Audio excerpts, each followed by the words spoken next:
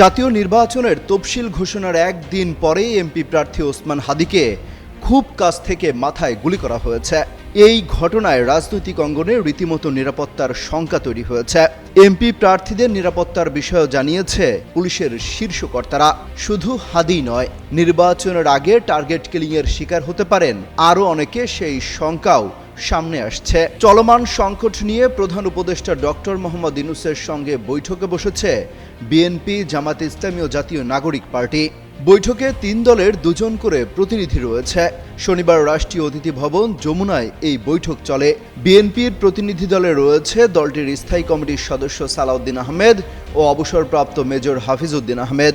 জামায়াতে ইসলামীর প্রতিনিধি দলে রয়েছে সেক্রেটারি জেনারেল মিয়া গোলাম পরোয়ার ও সহকারী সেক্রেটারি জেনারেল এহসানুল মাহবুব জুবায়ের। এছাড়া এনসিপির প্রতিনিধি দলে রয়েছে দলটির আহ্বায়ক নাহিদ ইসলাম ও মুখ্য সংগঠক হাসনাত আবদুল্লাহ।